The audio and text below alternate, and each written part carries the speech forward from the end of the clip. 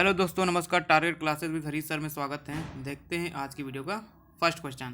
तो फर्स्ट इसमें दिया गया है, निम्न में से कौन सा विकास का सिद्धांत नहीं है। चार ऑप्शन इसमें दिए गए हैं। फर्स्ट है अनुकूलित प्रत्यावर्तन का सिद्धांत, सेकंड है निरंतर विकास का सिद्धांत, और सी है इसमें परस्पर संबंध का सिद्धांत, और डी है समान प्रतिमान का सिद्धांत। तो इसका जो राइट आंसर हो जाएगा ए हो जाएगा, अनुकूलित प्रत्यावर्तन का सिद्धांत हो गया। यानी अनुकूलित प्रत्यावर्तन का सिद्धांत जो है विकास के सिद्धांत से संबंधित नहीं है, जबकि निरंतर विकास, परस्पर संबंध, समान प्रतिमान, एकीकरण विकास की दिशा से संबंधित सिद्धांत बाल विकास से संबंधित हैं। क्वेश्चन नंबर सेकंड, मूल प्रवृत्तियों को 14 प्रकार से किसने वर्गीकृत किया है। तो इसका राइट आंसर हो जाएगा बी, मैकडूगल ने। नेक्स्ट क्वेश्चन दिया गया है, निम्नलिखित में से कौन सा सीखने के मुख्य नियमों में शामिल नहीं है। तो कौन सा नियम इसमें जो शामिल नहीं है, चार ऑप्शन से दिए गए इसमें। फर्स्ट है तत्परता का नियम, सेकंड है अभ्यास का नियम, थर्ड है बहु अनुक्रिया का नियम, और डी इसमें दिया गया है प्रभाव का नियम। तो इसका राइट आंसर हो जाएगा सी, बहु अनुक्रिया का नियम हो जाएगा। वैज्ञानिक यानी अमेरिकी मनोवैज्ञानिक जो एडवर्ड थॉर्नडाइक ने अधिगम से संबंधित तत्परता का नियम, अभ्यास का नियम एवं प्रभाव का नियम इत्यादि का प्रतिपादन किया। इन तीनों नियमों के माध्यम से शिक्षण प्रक्रिया को प्रभावशाली बनाया जा सकता है। बहु अनुक्रिया का नियम सीखने के मुख्य नियमों में शामिल न होकर थॉर्नडाइक के अधिगम संबंधी सहायक नियमों में है। नेक्स्ट क्वेश्चन देखते हैं, 12 वर्ष से 16 वर्ष के बच्चों के लिए हिंदी में डॉक्टर एस जलोटा ने कौन सा परीक्षण प्रतिपादित किया है। चार ऑप्शन से दिए गए हैं। फर्स्ट है अशाब्दिक बुद्धि परीक्षण, बी है साधारण मानसिक योग्यता परीक्षण, सी है आर्मी अल्फा परीक्षण, और डी दिया गया है चित्रांकन परीक्षण। तो इसका राइट आंसर हो जाएगा बी, साधारण मानसिक योग्यता परीक्षण। डॉक्टर जलोटा ने 12 से 16 वर्ष के बच्चों के लिए सामाजिक मानसिक योग्यता परीक्षण का प्रतिपादन किया। यह व्यक्तिगत रूप से सीखने, अनुदेशों को समझने तथा समस्याओं के समाधान से संबंधित है। नेक्स्ट क्वेश्चन है, इनमें से किसका नाम सृजन शास्त्र के पिता से जुड़ा हुआ है। तो इसका राइट आंसर हो जाएगा बी, गाल्टन। नेक्स्ट क्वेश्चन दिया गया है, क्वेश्चन नंबर 26, बुद्ध के द्विकारक सिद्धांत का प्रतिपादन किसने किया। चार ऑप्शन है, थॉर्नडाइक, स्पीयरमैन, वर्नन, स्टर्न। तो इसका राइट आंसर हो जाएगा बी, स्पीयरमैन हो जाएगा। तो बुद्ध के द्विकारक सिद्धांत का सृजन स्पीयरमैन ने किया है। इसके अनुसार बुद्ध के दो कारक होते हैं। पहला सामान्य मानसिक योग्यता जी एवं विशिष्ट मानसिक योग्यता एस। जिस व्यक्ति की जितनी अधिक सामान्य योग्यता होगी वह उतना ही तेज होगा। क्वेश्चन नंबर 27, निम्नलिखित में से कौन सा युग्म सही नहीं है। तो कौन सा युग्म सही नहीं है, ऑप्शन इसका डी राइट हो जाएगा, सीखने का समग्र सिद्धांत यानी हल। क्वेश्चन नंबर 28, विद्रोह की भावना की प्रवृत्ति निम्न में से किस अवस्था में से संबंधित हैं। तो चार ऑप्शन इसमें दिए गए हैं। फर्स्ट है बाल्यावस्था, सेकंड शैशवावस्था, सी है पूर्व किशोरावस्था, और डी है इसमें मध्य किशोरावस्था। तो इसका राइट आंसर हो जाएगा डी, मध्य किशोरावस्था।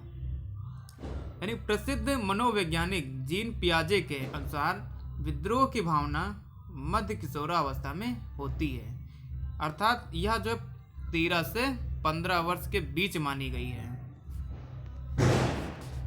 क्वेश्चन नंबर 29, ग्रंथियों के आधार पर व्यक्तित्व के विभिन्न प्रकारों की चर्चा किसने की है?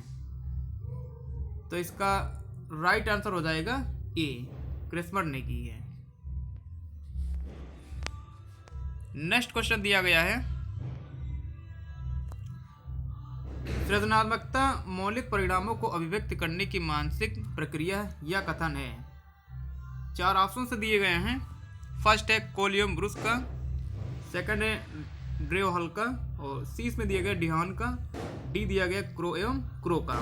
तो इसका राइट आंसर हो जाएगा डी, क्रो एवं क्रो का। यानी सृजनात्मकता व्यक्ति की वह योग्यता है जिसके द्वारा वह उन वस्तुओं या विचारों का उत्पादन करता है जो अनिवार्य रूप से नवीन हो, अर्थात जिसे वह पहले से नहीं जानता हो।